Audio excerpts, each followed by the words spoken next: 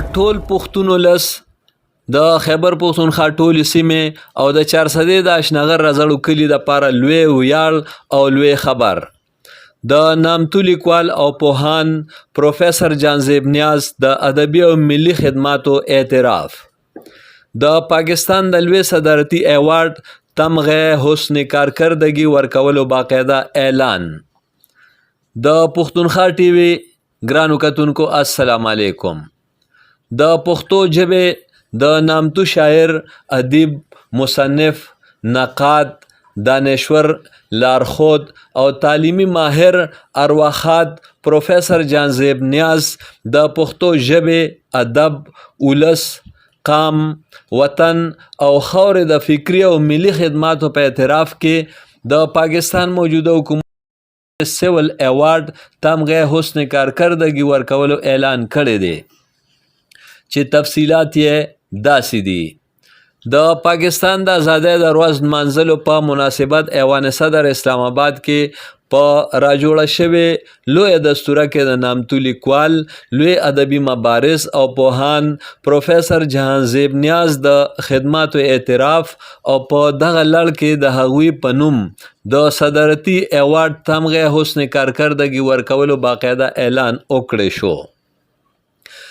دغه ایوارډ به د روایت مطابق د راتلونکي کال په 30 مارچ ورکول کیږي. بلخوا د پروفیسر جانزیب نیاز نوم ته منسوب د خیبر پښتونخوا صوبې نماینده ادبي تنظیم نیاز ادبي سنگر د پروفیسر جهانزیب نیاز د فکري او عملی خدماتو په اعتراف کولو په ټوله نړۍ او ملک کې میشته پښتنو ته مبارکي ویلې ده. د نیاز ادبي سنگر کابینې په دغه لوی ایوارډ د خوشحالۍ او اطمینان څرګندونه کړې ده او په دې اهمه موقع د نړۍ ټولو پښتنو له او په خصوصي توګه د خیبر پښتونخوا او د رزړو چارسدې خلکو له مبارکي ورکړې ده. د سنگر د منتظمینو او کابینې لخوا د موجوده حکومت مننه هم شوې ده. دوی زیاته کړې ده چې موجوده حکومت په دې وجه د مننې جوګه ګرځولې شوی دی چې د پروفیسر جهانزیب نیاز په شان حقیقت پسند شاعر، ادیب او د پاکستان صدارتي ایوارډ حقدار وګرځولو او حق یې صحیح حقدار ته ورکړو. یاد دی وی چې د پروفیسر جهانزیب نیاز د 1 درجن نه زیات د شعر و ادب او تاریخ کتابونه چاپ دي چې پکې غنی دی، سوغات، زما دنیا، گبین، بورجل، د جندي چپې او ځینې نور کتابونه شامل دي.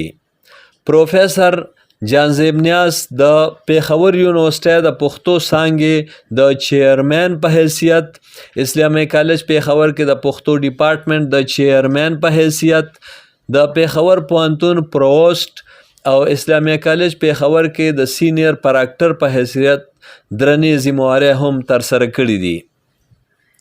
د تعلیم په میدان کې هغوی ایم ای پښتو د پیښور پوهنتون نه کړې وه، ایم ای جیوګرافي یا د پنجاب یونیورسټۍ نه کړې وه، ایم ای لینګویسټک میشیګن یونیورسټۍ امریکې نه کړې وه او کوردش ډپلوما یې د امریکې د میشیګن یونیورسټۍ نه کړې وه.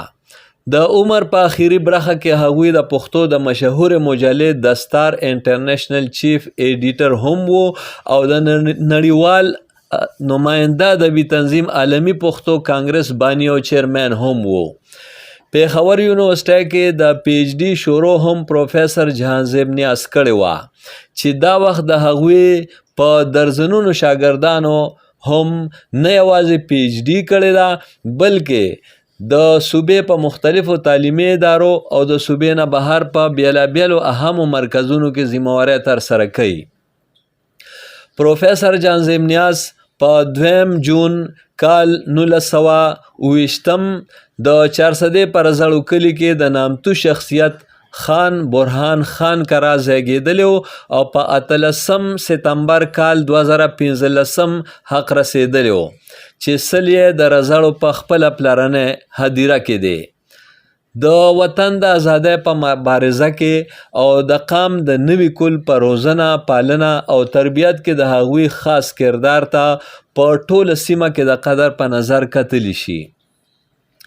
د ادبي لارښود، تعلیمي ماهر او منتظم پروفیسر جانزیب نیاز نوم ته منسوب تنظیم نیاز ادبي سنګر چې د خیبر پښتونخوا صوبې یو نماینده او رجسټرډ ادبي تنظیم دی، د هغوی د پوهې د رڼا خورولو، پښتو ژبې او ادب ته د ودې ورکولو کار ته دوام ورکوي او دغسې د هغوی د انسانیت، د قام او خاورې د ښېګړې او پرمختګ روښانه میشن جاري ساتي.